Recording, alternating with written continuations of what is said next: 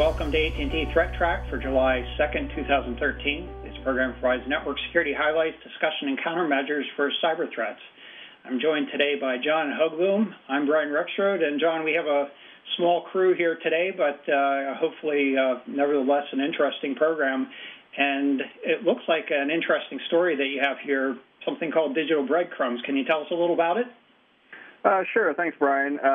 So the guys over at FireEye released a report, and it's actually a really good report because it doesn't get too technically deep into the weeds, but it also gives you a lot of interesting items to go take a look at or to be mindful of when you're either analyzing malware or looking at spearfish emails or, emails that are suspect in general. So this is a report that they put together. It's called their Digital Breadcrumbs Report, 7 Clues to Identifying Who's Behind Advanced Cyber Attacks. And these are the kinds of attacks that we've talked about before. They're sometimes colloquially known as advanced persistent threat attacks. These are targeted attacks, usually by some kind of nation state, in order to compromise certain targeted individuals and steal intellectual property and whatnot from them. In any event, so there's a few, the 7 items that they cover here that you should kind of keep an eye out for. The first one is keyboard layout.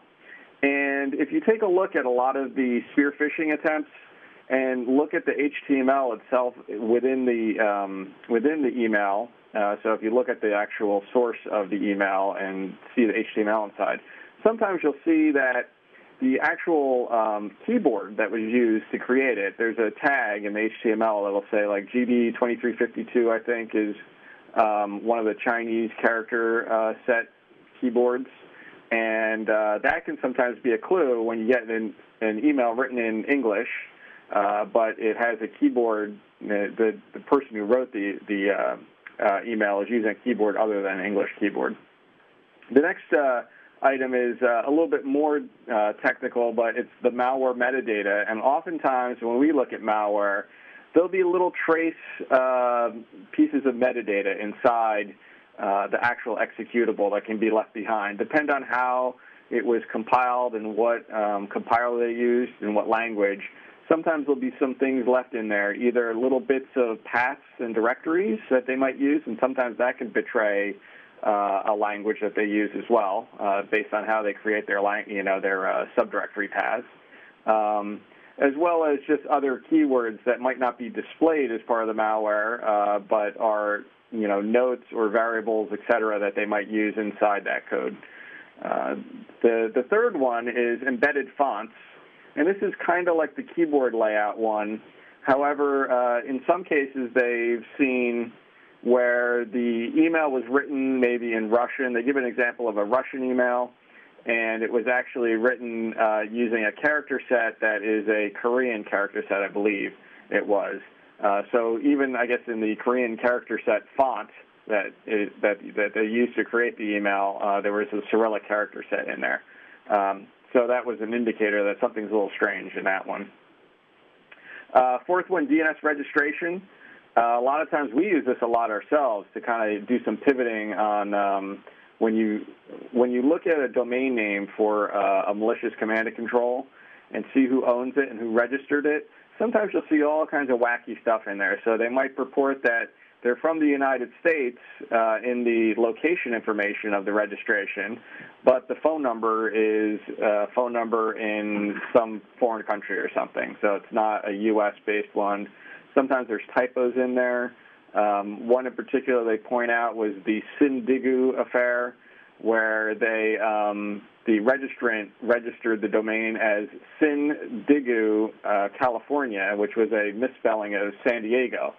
You can actually use that information to look for more domains that were registered with that same typo, and they actually were able to extend out and find more malicious domains registered by that same actor because they made that same misspelling repeatedly.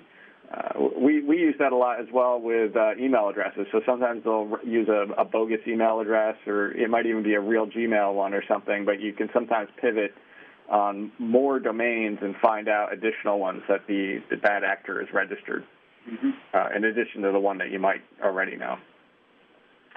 Language artifacts is the fifth one. So oftentimes there's in the email that they actually write, the spearfish, there'll be like very common language mistakes. You probably see these all the time. But, it would be poorly spelled English or not grammatically correct. And there's actually some analysis some people have done around this whole thing of the grammar that people use when they try to write in English, but it's not their native tongue, to kind of figure out what country of origin they might be from, because it's something that is common to that native language in the way that they try to write and speak English. Remote administration tool configuration. This is another one that we've looked at, and this is more deeper in the weeds malware, but they give an example of Poison Ivy. Poison Ivy is a remote administration toolkit that we've tracked. A lot of the APT actors use Poison Ivy. They'll install it on a victim machine. It allows them to do a lot of remote control type functionality. Look around on the hard drive, turn the camera on the machine, record keystrokes, all kinds of stuff.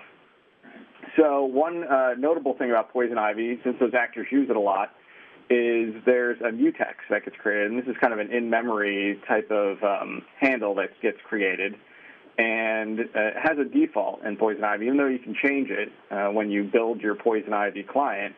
Most people don't. So that's another thing that we look for. Probably other people do as well. If you have a way to instrument looking for mutexes, you can kind of find out common tool sets that actors use, and they're just too lazy to change the mutex. And the last one is behavior. So behavioral patterns, as we know, a lot of people follow similar behaviors over and over again. There are real people behind these activities. So you'll see things like they will send spearfish emails from the same source IPs, or they'll do it using the same type of email client, things like that. So those types of things are more behavioral, trending things where you can say, well, I saw that they did this once before from this IP address. We're using this odd email client, and it's in the header of the email. Maybe I would, want to take those emails and spin them off for, further investigation or something before I actually deliver it to, one of my employees inside a company or whatnot. All right. So it's a good report. It's actually not that long. It's probably quicker to read than it is for me to describe it. It's only a few pages, but it's got a lot of interesting information, as well as some screenshots of actual case examples that they go through to give you a better idea of how how these actors behave and the types of breadcrumbs they leave behind as they act. Yeah, I thought this was a good report, and I thank you for bringing this to the show here. I think one of the other things that kind of came to mind is based on our botnet tracking. You mentioned that this tends to be associated with APT. I think it can be generally applied to other types of malware as well. In fact, a lot of the activities that trace malware back to the source have been using little nuggets like this. And I seem to recall, for example, when we've seen compromised web servers used for command and control, I think Zeus is one of the examples where we've seen that the type of server that's used can be attributable to a particular organization that perhaps is not as strong as it used to be. But do you recall something along those lines, John? Yeah, absolutely. So there's definitely some overlap with, watching certain endpoints and seeing types of activity that occur there repeatedly. The other thing, which I kind of alluded to as well, the DNS registration stuff, there's a lot of things in there that you can really do some data mining out of, find actors who are doing things, and find, additional IP addresses as well based on domains that they might be using. So. Right. Yeah, and I think, in some cases, if you can find where drop servers are being used and do trace back up farther upstream, it also provides some indications of where things might be coming from, really. Right. Yeah. So we've seen some of those things, types of activities like that as well. So a little bit of a twist on this topic. What's your feeling about, disclosing information like this? Is this helping the attackers more than it's helping the defenders here? Well, that's a good question. I think it's good. I think it's more good than bad in terms of it makes people aware of these common types of tactics that the attackers are using. Mm-hmm. So anything to bring more awareness to how the actors behave, the bad actors behave, so you can kind of be aware and what to look for is a good thing in my opinion, because sometimes this isn't socialized as well as it should be. But on the flip side, if particularly the APT actor community, which is not that large, relatively speaking, if they kind of see this, they might change their tactics a little bit so that they might only be doing 2 or 3 of these things. Maybe they'll get smart and they'll change their keyboard layout on their devices to be an American or an English keyboard instead of a Chinese keyboard, or they might be more careful about what types of metadata they get left behind inside the malware when they compile it, things like that. So it does give them a tip-off that these are what the good guys are looking for, so they might change their tactics a little bit. Mm-hmm. But I think in general, I think it's a good thing to let people know, the good guys know what to look for, because not everybody is in the loop on how these guys behave. Right. So perhaps when the common indicators become less common, so long as they're common indicators, that helps organizations to protect themselves. When they become less common, then then we have to look for other methods. And, I think there's been some question in my mind, and I'm not sure if there are others that have been thinking about this as well, but I wonder to what extent some of these breadcrumbs are left on purpose just to provide a little bit of plausible deniability in that activities. That is, maybe it's not deniability, but it's the notion that, if these little breadcrumbs are being left around and you're not paying attention to them, then whose fault is it really? Wow. Yeah, I hear what you're saying, although, I'm not sure on that one.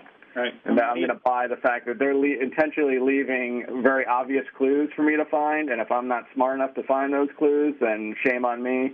Well, I mean, they're still doing things that are not legal, so I don't know that I subscribe to that theory. It's merely a point of discussion, not necessarily anything we can make a conclusion on here. All right, thanks, John. That was very good. And once again, thank you for bringing that. I guess I had a topic that was kind of popped up in my sort of radar here. It's an article that was published in SC Magazine. Actually, this is the UK version of it. And this is actually some discussion from a gentleman from McAfee that was talking about some of the things that are widely available online. And we've talked about, how you can purchase DDoS, denial of service attack services. This one was kind of interesting in the sense that he was pointing out that, all you have to really do is a search online and you can identify some of these services. And one, denial of service attacks. The other one had to do with personal details. And in particular, there was a reference to credit card information, for example. So I just, as an experiment, did a quick search on some things and came across actually a number of organizations that were presumably marketing these kinds of things. Now, I didn't go in and actually check and see, validate that you could actually purchase these credit cards online. I expect that that's probably true because they are trying to sell them. But it was interesting here because this particular organization was marketing their services actually through a video. And I'm not going to point to the specific video here, but I got a couple of snapshots of it. One is that they claim that they have a 40-seater call center working around the world to accept your requests for credit cards. And they say they have Visa cards from the United States, UK, Canada, Europe, Middle East, Asia, and about every other country. In fact, they went on to another slide in this video to show other countries that they had them for. And, I think we've talked about this before, is that they have pricing associated with these that are commensurate with the country that you're purchasing from. That is, some would be more valuable than others. So very, kind of sobering to see this kind of thing very easily and readily searchable. We tend to think of this underground community, but now you can actually just go to your favorite search engine and find this kind of thing. And crimeware in general, within the past year or two, I would say it's become in terms of an investigator group, people who investigate malware, the crimeware-specific stuff of financial details and the personal information around your financial stuff has really become a lot more intensified in terms of the investigative type of stuff that's been going on, from my perspective. Mm-hmm. And like you said, it's, I think that's a direct result of the fact that, this malware that used to be kind of for maybe goofy stuff or for DDoS attacks and whatnot, Zeus, one of the big players, really had commercialized the theft of financial data from people.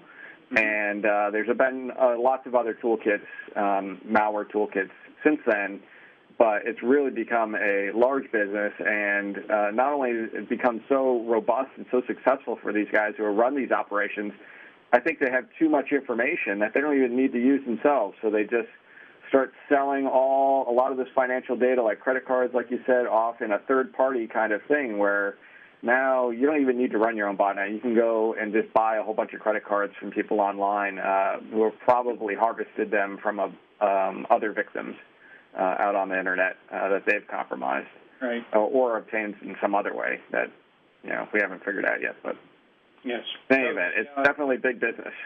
Right, absolutely. The business. The segments of the business have become much more focused, so that you can actually build a business just on stealing credit cards. You don't even have to use them, and then others are buying those credit cards and using them for their own purposes of a variety of types of fraud. So, and we'll actually get a chance to talk a little bit about some of these as a part of the Internet Weather here as well. Okay. So, first, we have several items to talk about here today. None of them are really what I would describe as outstanding, but some that might be worth paying some attention to.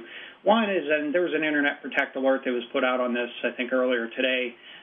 Scam probes on port 1080 TCP. This is the port associated with SOCKS. It's sometimes used as an alternative web port as well.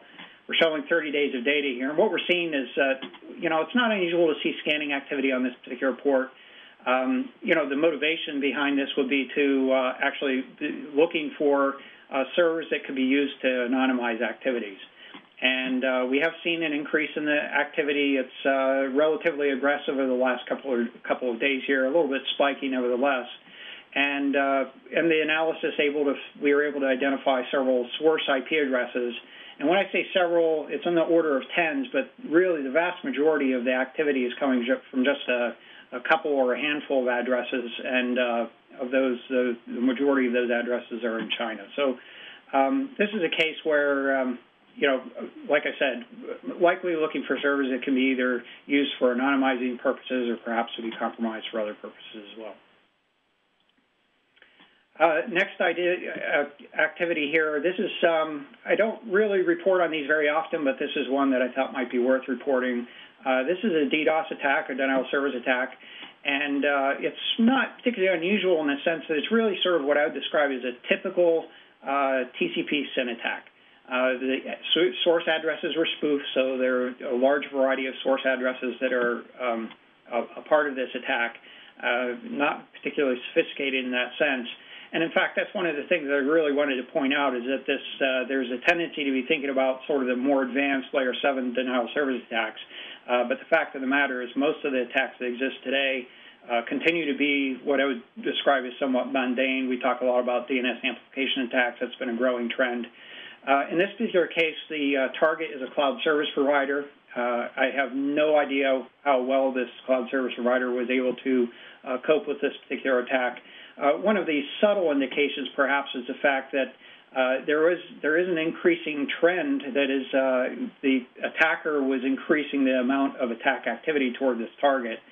Typically, that means that they haven't been particularly successful, and they're trying to ramp up the attack to the point where they are actually being able to have an effect on that provider. So, hope is that provider was able to basically absorb this attack and keep that customer in service.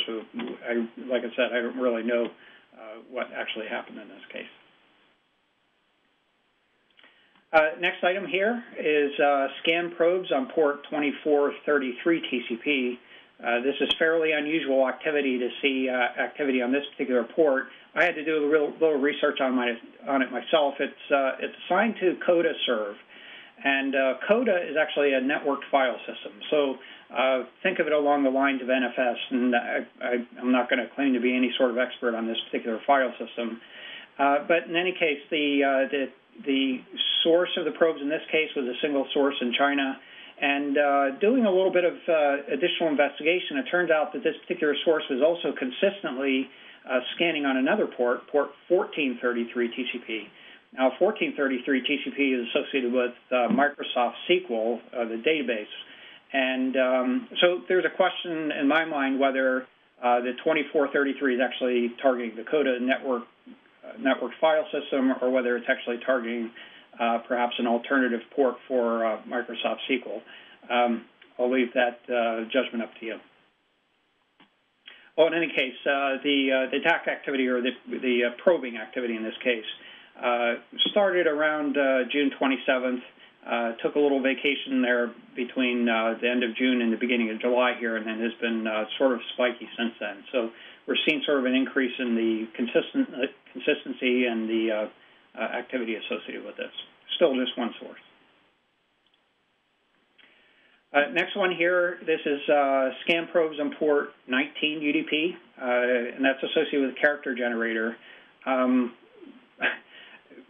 not sure why anybody would be offering character generator on the internet today. I guess what this is basically these folks are looking for would be, some flavor of a Unix system that has not been well configured, is offering character generator on the internet. Character generator is really there for the purpose of basically checking network connectivity. You send it a request and it gives you a character, and it's just a very simple protocol just for that purpose.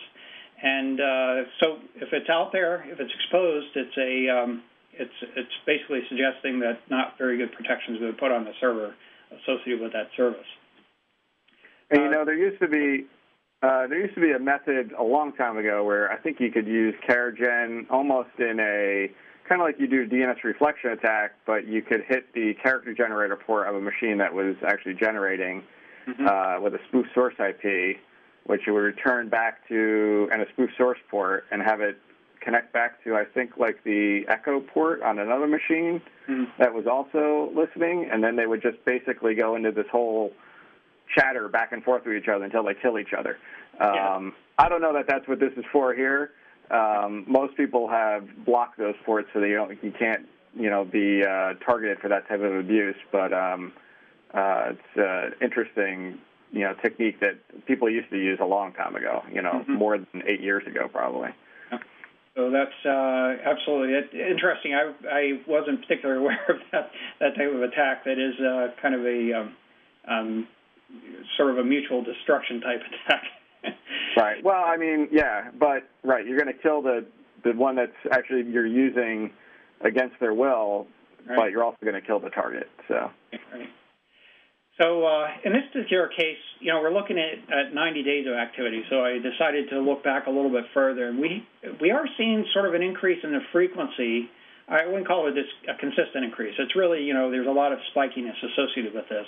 But there is an increasing level of frequency of scanning activity on this particular port. So I'm not sure what the motivation behind that is. When I see this kind of activity, it kind of suggests to me that somebody's out there, they try something and that they find that it's successful, they're finding things, and perhaps they're able to exploit it, so they start looking some more. So that's the kind of concern that raises here. So where we have seen some sparse activity in the past, increasing in the activity here.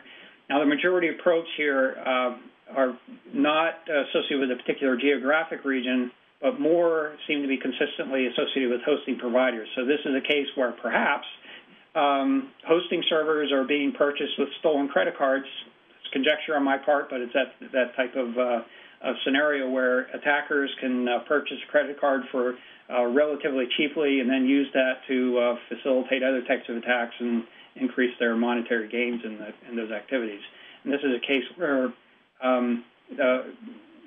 a variety of hosting providers are contributing to this activity, probably not knowingly, but perhaps having leased out servers to these attackers.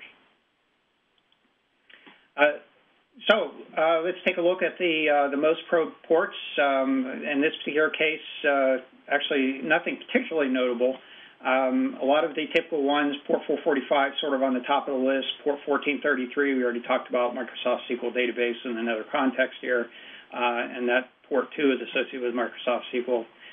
We're seeing probing activity on port 8080 TCP. That is associated with a alternative port for web. Port 53 UDP, as we've talked about many times before, that's likely probing around for DNS servers that might be open resolvers that could be used for DNS amplification attacks. And then we also see probing activity on port 22 and port 3389 TCP, both of which are basically password guessing targets for the most part. The port 8080 TCP stuff, I think that's higher than we normally see it on the list. I guess I just wanted to make an observation. It is sometimes used as an alternate kind of proxy port, but it's also well known as the administrative port for Tomcat. And we know that there's been certain actor sets, several different ones, targeting Tomcat using brute force password guessing. So they try to guess the Tomcat admin password to get in, and then they might drop a malicious jar or something in there. So if you run Tomcat and the administrative port is running on port 8080 and it's open to the internet, I would question why are you doing that. I'd recommend that you have a very strong and complex password scheme if you're going to do that, if there's a need to offer that port to the internet at large. Very good point, John. Thank you. Next item here is the most sources doing that probing. And as you might expect, the distribution is a little bit different here. We have a much wider set in terms of the number of sources that are doing probing on port 445 TCP. It continues to be the most probed port, generally speaking, or at least in the most sources. Yes, lots of conflict or infected machines are still out there. We also see port 23 TCP on this list, port 80 TCP, and we also continue to see the zero-access P2P activity, the peer-to-peer activity on the 16465, 16470, 16471, and 16474, all UDP ports for that activity. And the last item here, the Daily Reconnaissance Index, this is continuing to show sort of a downward trend. So the number of probes and the number of sources that we see scanning on any given day has been sort of in a downward trend since roughly December timeframe. And that's a good sign to see downward trends in that sense, although it certainly doesn't dismiss us from the need to protect the applications themselves. Perhaps more of the activity is going toward phishing campaigns, whether it be targeted or sort of a broad phishing or malware email distribution of those sorts. So with that, I guess I'd like to briefly share a thought of my own for today, and that actually kind of comes from some internal experience. John was a little kidding with me a little bit earlier. I've kind of got my pointy-haired manager hat on here. Can you see the pointy hair? And this relates to the role of incident responders in protection activities. There is this, the notion, if you've ever seen the program Undercover Boss, the whole idea there is that to have, the executives in a corporation come down and get reacquainted perhaps with the real work activities in a business. And what it really comes down to in the end is the quality of a business or the quality of the capabilities of a business really have a lot to do with the people that are really in the trenches. It doesn't matter how good the management is. It really has to do with the people that are actually doing the work.